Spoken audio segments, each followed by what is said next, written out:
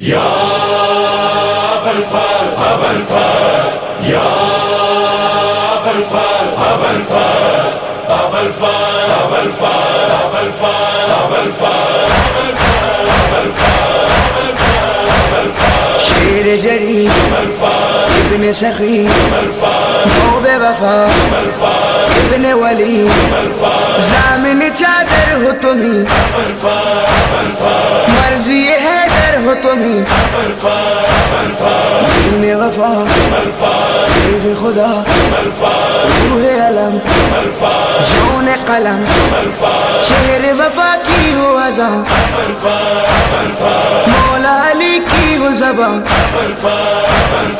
شاہ جہاں کا بیاں شہر اما کہتی تھی ماں علقمہ تقصیر ہوئی آپ کی جاگیر ہوئی مجھ سے نے دی بسم اللہ الرحمن الرحیم الحمدللہ الذی ہدانا لہذا وما كنا لنهتدي لولا ان هدانا الله لقد جاءت رسل ربنا بالحق والصلاة والسلام على النبي الأمي الخاتم لما سبق والفاتح لمن خلق المعلن الحق بالحق أبي القاسم محمد وعلى بيت الطيبين الطاهرين المعصومين المظلومين الذين أذهب الله عنهم الرجس وطهرهم تطهيرا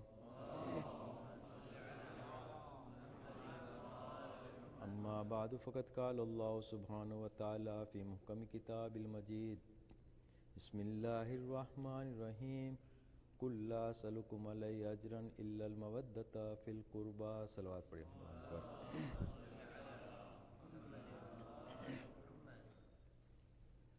بطفیل آل محمد اور میرے عزیز محترم لیاقت بھائی کی حکم سے پھر مجھے ایک مرتبہ موقع ملا کہ میں آپ کے سامنے فضائل محمد اور آل محمد پیش کروں۔ حقیر کی زبان میں اتنی طاقت نہیں کہ کوئی حق اہل بیت کا ادا کر سکے، لیکن خواہش ہمیشہ یہی ہوتی ہے کہ جب اس منبر پر جو آل محمد کا منبر کہلاتا ہے اس منبر پر آئے تو کم سے کم کچھ ایسا حق ادا کرنے کی کوشش کرے تاکہ اہل بیت کے چاہنے والوں کی فہرست میں کچھ ہمارا بھی نام آ جائے، اور یہی تمنا زندگی کے آخری سانس تک رہتی ہے۔ بہرحال میں نے موضوع اس لیے قرار دیا اہل بیت کا آج چونکہ ابھی 2 مہینے اور 8 دن ہم نے اہل بیت کا ذکر کیا، ماتم کیا، سوگ منایا، اور اب خوشیوں کی تاریخیں آ گئی۔ غم اہل بیت کا تو یعنی معصومین کے بقول معصومین تو ہے کہ ہر روز ہر دن عاشور کا دن ہے ہمارے دل میں، چاہے خوشی ہو لیکن پھر بھی تصور وہ کربلا کے واقعہ ہوتا ہے۔ اسی لیے میں نے اس آیہ مودتہ کی تلاوت کر کے چاہتا ہوں کہ اس مختصر سے وقت میں، بالکل مختصر سے وقت میں، آپ اطمینان رکھیے، میں آپ کی زحمتوں کو زیادہ آپ بالکل بے فکر رہیے انشاءاللہ، لیکن کوشش میں یہ کرنا چاہتا ہوں کہ واقع کربلا اس طریقے سے آپ کے سامنے پیش کروں کہ تاکہ یہ 2 مہینے اور 8 دن کی مجلسوں جو ہمیں ہوئی، ہم نے عزاداری کی، اس سے کم ہم سمجھ سکے کہ کوئی یہ ایک رواداری جیسا بات نہیں تھی، کوئی ایک ریا نہ تھی، کوئی اس طرح سے ایک ایسا سلسلہ نہ تھا کہ بس کر لیا ہم نے، نہیں، لیکن واقعاً وہ حق ادا کرنا تھا، کوشش کری اور ہوئی، اور خدا یہ توفیق دے کہ آئندہ سال بھی ہمیں اس عزائے حسین ابن علی کی پھر سے بچھانے کی توفیق عطا فرمائے۔ سوال یہ ہوتا ہے کہ اگر واقع کربلا نہ ہوتا تو کیا ہوتا؟ بس اس ایک واقعے میں پورا واقعہ نچوڑ آ جاتا ہے۔ اسی پر میں، اس تمہید پر میں آپ کی زحمت آپ کو کچھ منٹ کو لیے دے رہا ہوں کہ اگر واقعہ کربلا نہ ہوتا تو کیا ہوتا. تو اس اہم واقعات کو سمجھنے کے لیے ہمیں جاہلیت کا یعنی پہلے کا دور سمجھنے کی کوشش کرنی ہوگی. اس پر ایک نظر ثانی رکھنے کی پڑے گی کہ وہ دور کیسا تھا.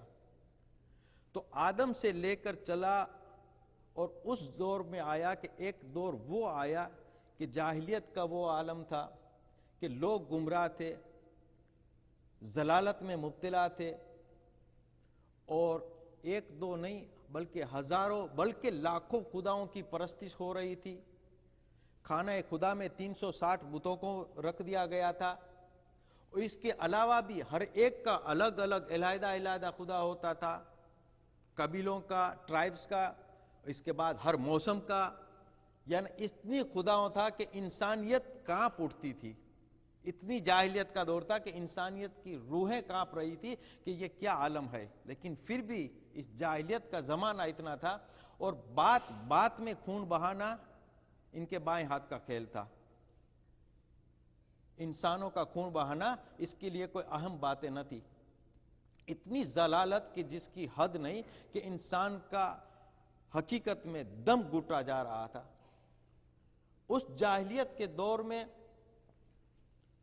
جب انسان کی کوئی قدر و قیمت نہ تھی, بات بات پر لڑ رہے تھے.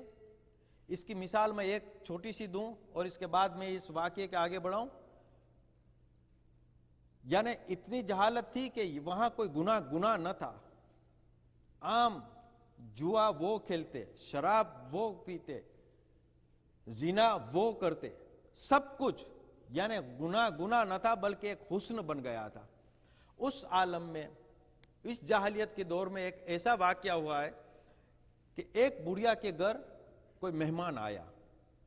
جب وہ مہمان آیا تو اس مہمان کو گھر میں بٹھایا اور ان کی سواری کا جو اونٹ تھا اس کو کہا اس کو چھوڑ دو. تو اونٹ کو جب چھوڑ دیا تو اونٹ نہ جانے آگے بڑھتے بڑھتے بازو کے کھیت میں جا کر گھاس کو چرنے لگا. اب اس بازو والے کھیت کو پتہ نہیں کیا سوجا کہ اس نے ایک مرتبہ تیر اٹھا کر کے اونٹ کو مارا تاکہ وہ بھاگ جائے. جب اونٹ واپس پلٹ کر کے آیا ہے تو اس بڑھیا نے دیکھا کہ اونٹ کی ران سے خون بہ رہے ہیں. اب اس کا ضمیر کانپ گیا. اس نے کہا ایک مرتبہ قبیلے والوں کو جمع کیا, اے قبیلے والوں کیا ہو گیا ہے تمہاری غیرت کو؟ ہمارے یہاں کوئی مہمان آئے, ان کی جانور ان کے سواری کا یہ عالم ہو کہ ان کو تیر مارا جائے اور تم سوتے رہو. کیا تمہارے میں بدلہ لینے کی کوئی ہام نہیں رہی ابھی؟ کیا اتنی ضمیر تمہاری سو چکی ہے کہ ہمارے مہمان کی اتنی توہین ہوئے اور تم کچھ نہ کہہ سکو؟ بس بوڑھیا نے ان قبیلے والوں کو اتنا ابھارا کہ ایک مرتبہ تلوار کھینچی اور انسانوں کے خون بہایا گیا. یہاں بات ختم نہیں ہوئی, لیکن یہاں تک بات بڑھی کہ یہ جھگڑا, یہ فساد 40 سال تک متواتر رہتا گیا. اور جس طرح سے وصیت ایک دوسرے کو کرتے, باقاعدہ وصیت ہونے لگی کہ دیکھو ہمارے یہاں جو بڑھیا تھی ان کے یہاں ایک مہمان آیا تھا, ان کے اونٹ کو ایک آدمی نے فلاں قبیلے والے نے اس کو زخمی کر دیا تھا. دیکھو میں تو جا رہا ہوں لیکن تم بدلہ لینا نہ بھولنا. وصیت اس طرح سے ہوتی تھی. تاریخ گواہ ہے کہ 40 سال تک یہ جنگ ہوتی رہی. اب یہ کیسا جہالت کا دور تھا آپ خود انسان کریے. یعنی خون انسان کا بہانا ایک آسان کھیل ہو گیا تھا. اس دور میں جب ظلم کی حدیں بڑھ گئی تو اب خدا کی قدرت بھی کانپ اٹھی. اور جہاں ضلالت اور جہاں گمراہی اور جہاں اندھیرا ہوتا ہے تو قدرت کی یہ عدالت ہوتی ہے کہ جہاں کچھ نہ کچھ انتظام کرتا ہے. تو آخری نبی کو حضرت محمد مصطفیٰ صلی اللہ علیہ وآلہ وسلم کو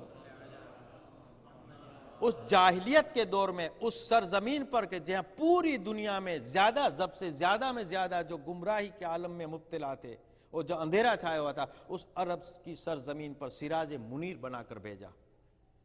تو ان کی تبلیغ کا اثر یہ ہوا, ان کی محنتوں کا اثر یہ ہوا کہ جو دم گھٹا ہوا انسان آرام سے سانس لینے لگا. اجالا پھر اجالا ہو گیا, اندھیرا چھٹنے لگا. اور نبی کی محنت کو دیکھ کر اللہ نے قرآن مجید میں مہر لگا دی, ان الدین عند اللہ الاسلام. 10 ہجری میں نبی نے اپنا کام کر کے کام ختم کیا اور وفات پائی. اس کے بعد خلفاؤں کا زمانہ آیا، یک کے بعد دیگر خلفاؤں کا زمانہ آیا، علی کو تخت سے ہٹایا گیا۔ وہ دور بھی آیا کہ لوگ اور جمع ہو کر کے علی کے دروازے پہ آئے، مجبور کیا گیا اور علی کو تخت دیا گیا، لیکن علی کو بھی چین سے بیٹھنے نہ دیا۔ سن 40 ہجری میں مولا کائنات کو بھی تلوار سے شہید کر دیا گیا۔ 40 ہجری میں مولا کا انتقال ہوا، اس کے بعد امام حسن کا زمانہ آیا۔ امام حسن کو معاویہ لعنت اللہ علیہ نے زہر سے شہید کیا۔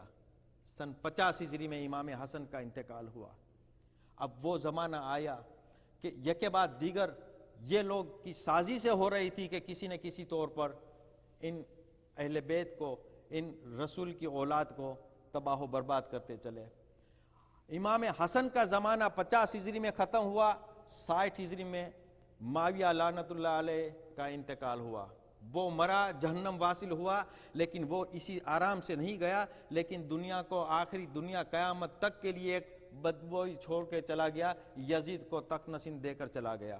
یزید کیا آیا تخت پر کہ جاہلیت کا دور واپس آیا، صوم و صلات یعنی نماز و روزے کی کوئی قدر نہ رہی، کوئی اوقات نہ رہا، شراب عام طور پر پیا جانے لگا، جوا بازار میں عام کھیلنے لگا، یعنی پھوپھیوں کے شادی کرنا وہ بھی جائز کرا دیا، یعنی یہاں تک کہ بندر کو، یہ تاریخ گواہ ہے، بندر کو آل رسول کا لباس پہنا کر ممبر رسول پر بتا کہ ھذا محمد، یہ محمد ہے، یہاں تک تو ان کی یہ تاریخ ہے۔ یہ میں اس لیے کہہ رہا ہوں کہ کیونکہ میرا مجمع ہے، یہ اس لیے بتا رہا ہوں۔ مجھے بس افسوس یہ ہوتا ہے کہ آج بھی میں یہ کہتا ہوں اور کہنے پر مجبور ہوں خدا کی قسم کہ حسین ابن علی سے زیادہ اگر کوئی مظلوم ہے آج بھی تو وہ مولا کائنات ہے، کیونکہ حسین کے دشمنوں کو تو آج بھی ہم کھل کے بیان کر سکتے ہیں کہ فلاں فلاں فلاں تھے، لیکن علی کے دشمن کو تو آج بھی ہم بیان نہیں کر سکتے۔ نہ اپنی جماعت، نہ اپنی قوم اجازت دیتی ہے، نہ ملک اجازت دیتا ہے، نہ اور اجازت دیتا ہے، ورنہ خدا کی قسم ایک ایک کی بات لے آؤں تو دنیا اس کو ایک ایک کو یزید تسلیم نہ کرے تو میں نام اپنا بدلنے کے لیے تیار ہوں۔ ایک صلوات پڑھے محمد وآل محمد۔ بہرحال اس کے بعد یزید کا دور، وہ جاہلیت کا دور آیا، صوم و صلات کی قدر نہ رہی، جوا عام، شراب عام، یعنی وہ واپس پلٹ آیا۔ لیکن یہاں تک کہ رسول کا وارث قرار دیتے ہوئے خود کہ میں رسول، وارث رسول ہوں، لیکن عام سر عام آل رسول اور اولاد رسول سب کے لیے توہین کرتا جائے، ان کے پر زہر اگلتا جاتا رہا، اور یہاں تک آیا کہ جانے کے بعد ایک مرتبہ کوشش کی کہ امام حسین سے بھی بیعت لے لوں تاکہ وہ بھی میرے ہاتھ میں آ جائے۔ یزیدیت آگے بڑھی۔ یزیدیت کیا آگے بڑھی کہ اب امام حسین کا وہ زمانہ آیا کہ اب وہ خاموش رہنے لگے۔ جب اتنی ضلالت، اتنی گمراہی اور اتنے گناہ ہو رہے عام، امام حسین علیہ السلام نے بیعت سے انکار کر دیا، بیعت سے انکار کر دیا۔ فاسق و فاجر کی بیعت میں کبھی نہیں کر سکوں گا، یہ کبھی ممکن ہی نہیں کہ میں ان کی بیعت کر سکوں۔ میں سمجھتا ہوں یہ وہ دور تھا کہ حسین ابن علی کو بھی نانا کا وہ دیا ہوا وعدہ بھی یاد آیا۔ یہاں روح انبیاء بھی تڑپتی تھی اس وقت جب یزید کا جو دور آیا، تڑپ رہی تھی، کیونکہ نبی کا دور ختم ہو چکا تھا، آخری نبی جا چکے تھے۔ اب جو پورا کارواں اسلام کا تھا وہ حسین ابن علی کے ہاتھ میں تھا، تو سارے انبیاء کی نظر حسین ابن علی پر تھی۔ جب آدم آواز دے رہے تھے حسین میری محنت کو ضائع نہ جانے دینا، میری محنت کو برباد ہونے نہ دینا، کبھی نو آواز کہتے تھے میری کشتی تیری بدولت پار ہوئی ہے اور آج اسلام جو بچا ہے تو آج تمہیں بچا لینا ہے۔ دیکھو یزیدیت سے اسلام کو بچا لینا، کبھی عیسیٰ کی روحیں تڑپی، کبھی موسیٰ کی تڑپی، اور نبی بھی رو کر کے گئے تھے اور یہ کہہ کر گئے تھے حسین منی وانا من الحسین۔ اس وقت پتہ نہیں چلا کہ یہ کیوں کہا تھا حسین مجھ سے اور میں حسین سے، لیکن واقع کربلا نے بتا دیا کہ یہ کیا منظر تھا۔ تو اس کے بعد ان کا دور آیا تو سارے انبیاء کی دعاؤں لے کر کے حسین ابن علی ایک ولولے کے ساتھ نکلے۔ 28 رجب 60 ہجری کا وہ وقت تھا کہ حسین ابن علی مجبور ہو کر کے گئے، مجبور ہو کر کے مدینے چھوڑنے کے تیار ہوئے اسلام کی بربادی کو بچانے کے لیے۔ کہا اسلام میں اپنے پورے خاندان تیرے پر قربان کر دوں گا، لیکن نانا کا دین برباد ہونے نہیں دوں گا۔ یہ کون حسین؟ یہ وہ حسین کی سیکریفائس جن پر ہم نے 2 مہینہ 8 دن اس وقت بھی ماتم کر کے چلے، خدا کی قسم اتنی سیکریفائس کی ہے کہ آج ہمارے گھر میں چاہے کتنی بھی میتیں ہو جائے، لیکن ان کے سامنے اگر حسین کا تذکرہ ہوتا ہے تو ہم اپنے مردوں کو بھول جاتے اور یہ واقعہ یاد کرتے. اتنی مظلومیت کہ غیروں کو، غیر شیعہ کو بھی لکھنا پڑا. خدا کی قسم مودودی مرتے مر گیا لیکن خلافت و ملکیت پر لکھتے گیا کہ دنیا چاہے کتنی کوشش کرے. اور یہ بھی بات ہے کہ اگر یزید کو پوچھا جائے، یہ مولانا مودودی نے خلافت و ملوکیت میں لکھا کہ اگر دنیا اگر پوچھے یزید کو تو یزید کے پاس شاید جواب ہو سکتا ہے واقعہ کربلا کا، کہ یہ واقعہ کربلا میں حسین ابن علی کو قتل کیوں کیا. اگر پوچھے تو کہے کہ شاید میری حکومت کے سامنے ٹکرانے آیا اس لیے میں نے قتل کیا، عباس کو اس لیے میں نے قتل کیا کہ وہ میری فوج کو تباہ و برباد کر رہا تھا، علی اکبر کو میں نے اس لیے شہید کیا. سب کچھ کہہ سکتا ہے جواب، لیکن 2 باتوں کا جواب یزید کے پاس تا قیامت نہیں ہوگا. مولانا مودودی ابھی جس کا انتقال چند سال ہوئے، نیو یارک میں جس کا انتقال ہوا، اس کا بہت بڑا مانا ہوا فقیہ ہے.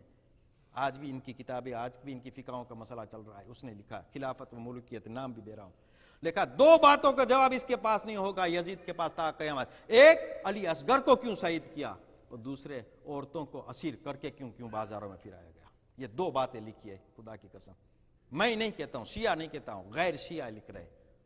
ہمارے شیعہ اہل بیت سے خلاف ہو کر نہ جانے بکواس میں کیا کیا کہتے، لیکن ان سے کم سبق سیکھیے کہ یہ کیا کرے. حسین کی قربانیاں دیکھ کر خدا کی قسم، حسین علی کی ذات وہ ذات ہے بخدا کہ خدا کی خدائی نہ ماننے والے ایک مرتبہ حسین کی ثبات قدم اور ان کی قربانی دیکھ کر سربسجود ہو جاتا ہے. جس کا انتقال ہوا ہے پاکستان میں، جو دہریہ کہلاتا تھا، جوش ملیہ آبادی، اب خدا بہتر جانتے تھے کہ ان کا مذہب ان کے ساتھ، لیکن وہ دہریہ خدا کو نہ ماننے والا، لیکن جب واقعہ کربلا سامنے آیا، جب حسین کی قربانیوں کو دیکھا، جب ان کے ثبات قدم کو دیکھا تو بے ساختہ بول اٹھا، اے بار خدا نوحہ سناتا پھرتا، تا روز جزا اشک بہاتا پھرتا، امداد نہ کرتے گر ترس کھا کے حسین، اسلام تیرا ٹھوکرے کھاتا پھرتا. یہ کیا بات ہے؟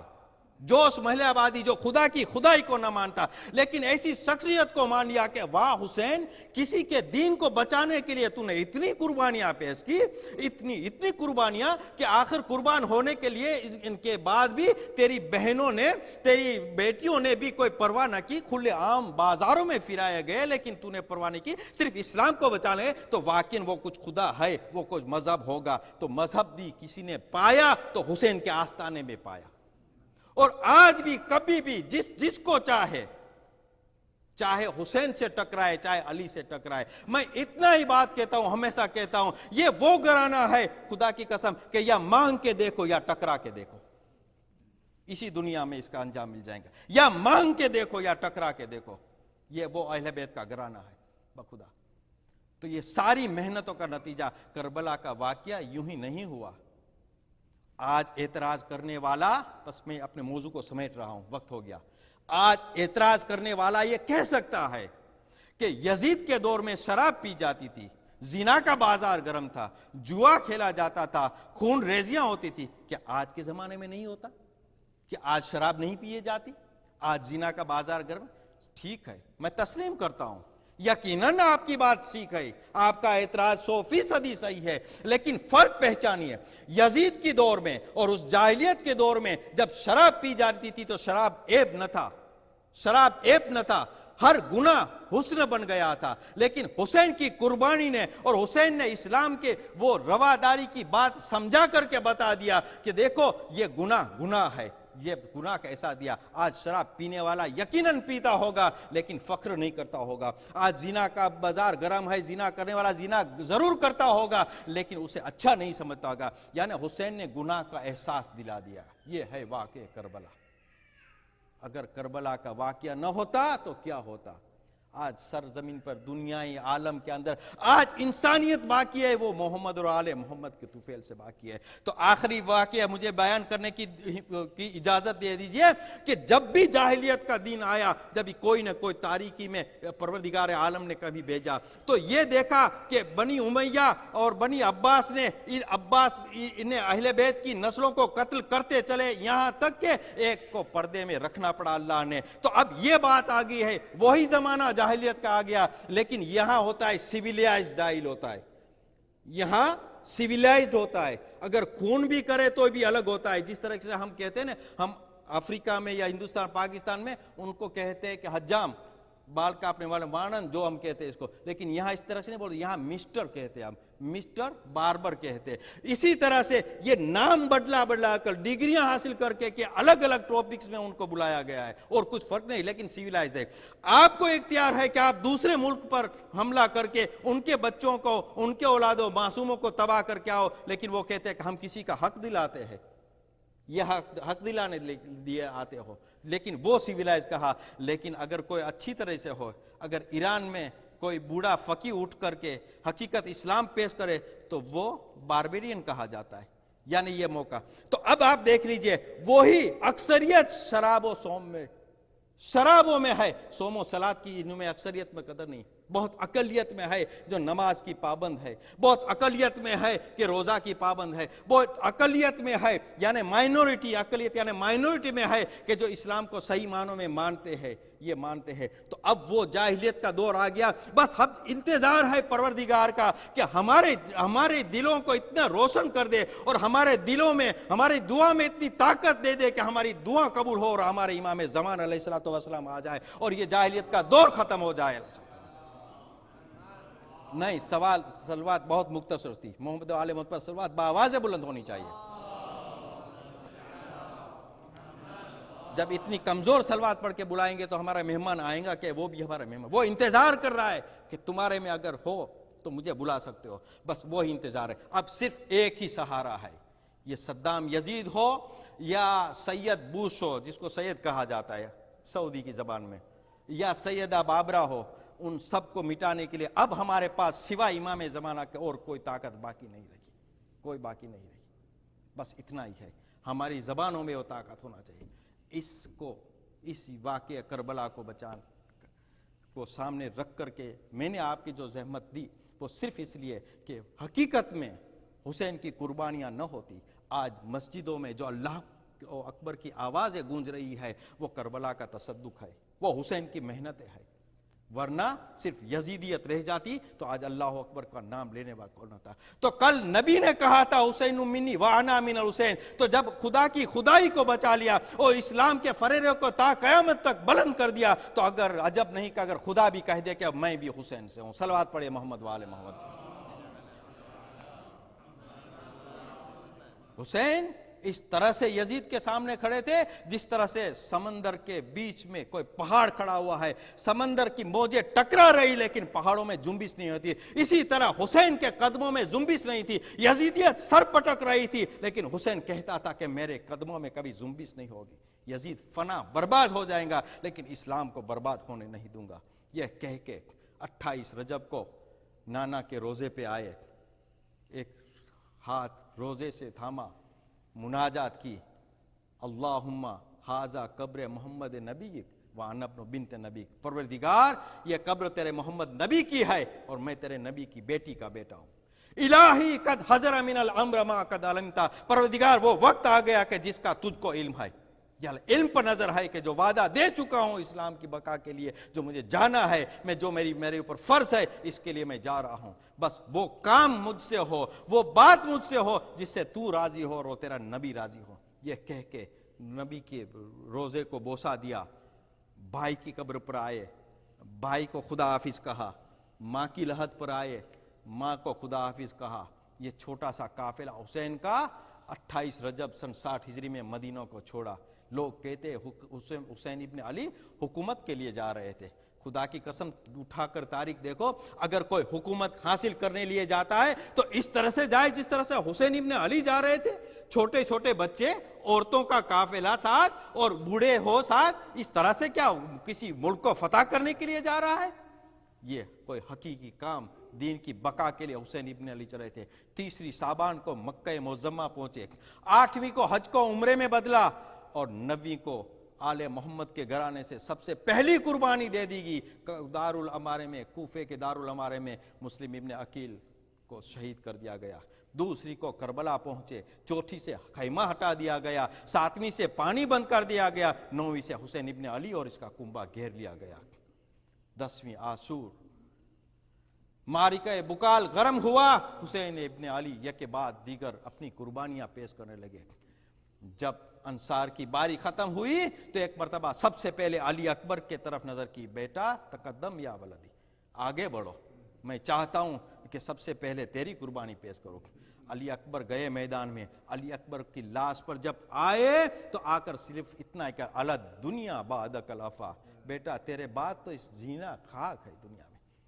اور کبھی انہوں محمد کی لاشیں اٹھائی، کبھی قاسم کی لاشیں اٹھائی، گنج شہیدہ میں گئے، سب کے سب چھوڑ گئے، یہاں تک کہ عباس کے سرحانے جب آئے تو کمر تھام کے بیٹھے، عباس میری کمر ٹوٹ گئی، اب سوتے رہو، عباس بھائی بھی آ رہا ہے میرا انتظار کرو، یہ کہہ کر آگے چلے۔ آخر قربانی تھی، چھوٹا مجاہد جو چلنے کے قابل نہ تھا، اس کو بھی حسین ابن علی نے اپنے ہاتھوں میں لے کر کے میدان کربلا میں لا کر دے کہ اسلام اگر تیرا دین، اگر نانا کا دین بچ جاتا ہے میرے علی اصغر کے خون سے تو خدا کی قسم یہ بچہ بھی، 6 ماہ بچہ بھی حاضر ہے۔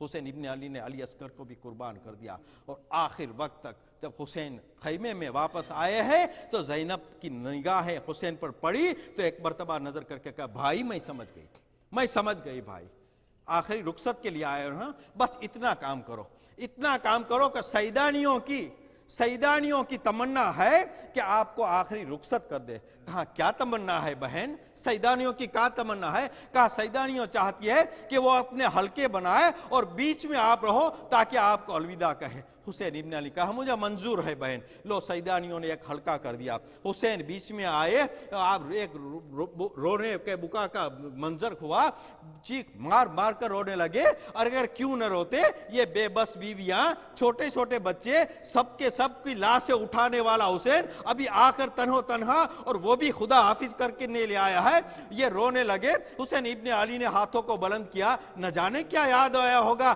امامہ سر سے اٹھایا اور ہاتھوں میں لے کر اٹھا کر بلند کیا اور کہا پروردگار میرے غم میں ان کو صبر دینا۔ یہ کہنا تھا کہ ہلکا خود بخود چھوٹ گیا اور آگے بڑھے۔ حسین اپنی قربانی دینے کے لیے آگے بڑھے اور ایک مرتبہ سب نگاہ کی، ادھر دیکھا الوداع، ادھر دیکھا الوداع، ادھر دیکھا الوداع، یہ کہ حسین ابن علی چلتے وہ وقت بھی آیا کہ حسین ابن علی نے آخری قربانی بھی پیش کر دی۔ اب جو کام تھا زینب کے سرہانے رہ گیا، اب دختر علی کیا کرے، لیکن شیر خدا کی بیٹی جب آخر مرتبہ جب آئی ہے بھائی کی لاش پر تو ایک مرتبہ جلال آ گیا، جلال کے عالم میں حسین ابن علی کے لاش کو اٹھا کر کہا پروردگار ابھی تک صبح سے دوپہر کر ایک مرتبہ حسین ابن علی میرے ماں جائے نے 71 قربانیاں تیرے ہدیہ دی، میرے مالک میرے بھائی کی قربانی تو قبول کر لینا۔ لعنت اللہ علی القوم الظالمین ظلم من قلب ينقلب انا للہ و انا الیہ راجعون۔ رحم اللہ مکر سورۃ مبارک الفاتحہ۔ ہائے سکینہ، ہائے سکینہ، ہائے سکینہ، ہائے سکینہ، شب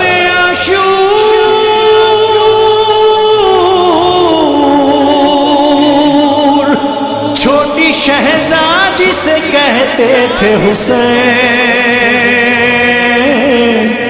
میری جان سکینہ، تم بعد میرے دیکھو یوں رونا نہ سکینہ، تم بعد میرے دیکھو یوں رونا نہ سکینہ،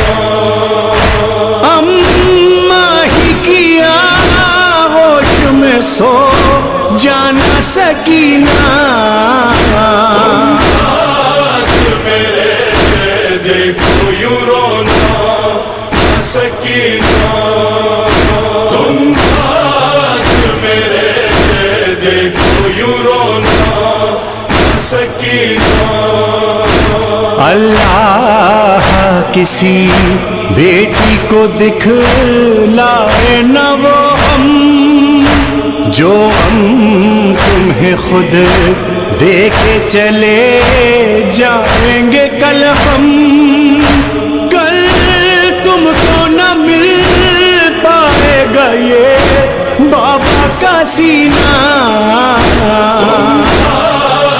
میرے دیکھو یوں رونا سکینہ. تم آج میرے دیکھو یوں رونا سکینہ. یہ بات غنیمت ہے تیرے واسطے بیٹا. سینے پہ میرے چین سے سو جا میری دکھیا. کل خاک میں مل جائے گا زہرا کا نگینہ.